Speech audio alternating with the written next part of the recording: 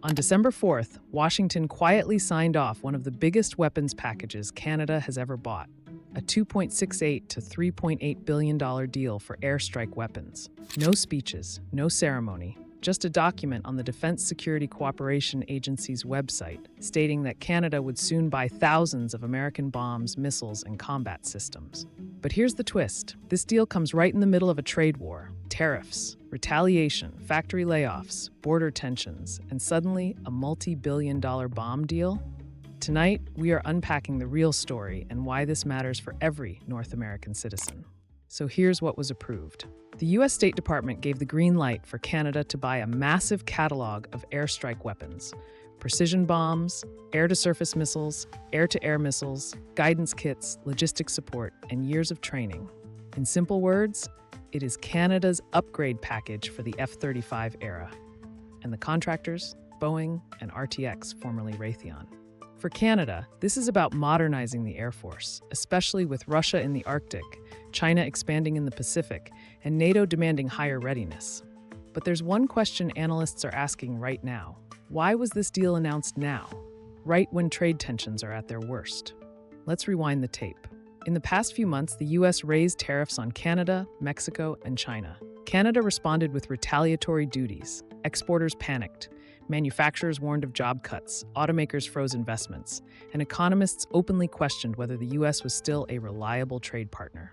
In the middle of this chaos, a $2.7 billion bomb deal drops from the sky. How do you punish your ally with tariffs and then ask them to buy billions in American weapons? It's like taxing someone at the store and then asking them to subscribe to your premium plan. For Canada, the dilemma is brutal. If they don't modernize with U.S. systems, they fall out of the F-35 ecosystem. If they do modernize, they become even more dependent on U.S. defense technology, all while the U.S. keeps raising tariffs on Canadian steel, automotive parts, dairy, and metals. Analysts call this strategy security integration with economic unpredictability, and it raises the biggest trust question in years. Is the U.S. acting as a partner or as a merchant of military dependence?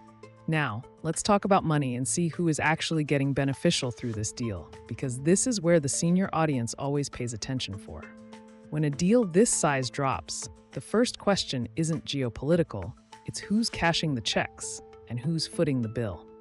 U.S. defense contractors like Boeing and RTX will earn billions, not just from the weapons, but from long-term support, spare parts, software upgrades, and maintenance contracts. Military sales don't end with the sale. They end decades later when the jets retire. The American taxpayers already funded R&D, base infrastructure, and subsidy pipelines behind these systems. Foreign sales help keep U.S. production lines open, benefiting Pentagon ecosystem massively. Every bomb Canada buys ties them deeper into U.S. logistics, software supply chains, and command systems. Canadian taxpayers has already lost billions during a time of inflation, healthcare strain, aging population pressures, and budget deficits in 2024 and 25. So Canadians are already debating, should we spend billions on bombs while hospitals struggle and trade with the U.S. becomes unpredictable? And a darker question looms, does deeper weapons integration mean deeper involvement? If the U.S. engages in future conflicts, how easily could Canada get pulled in because its entire strike capability depends on American systems? Critics warn, this isn't just a bomb deal. This is alignment, strategically, financially, and politically. So is this a win for North American security, or a $3.8 bill dropped on taxpayers in the middle of a trade war we didn't ask for? Canada gets stronger skies. The U.S. defense industry gets richer. Washington deepens its grip on NATO's northern flank. But trust between trade partners, that's still hanging by a thread.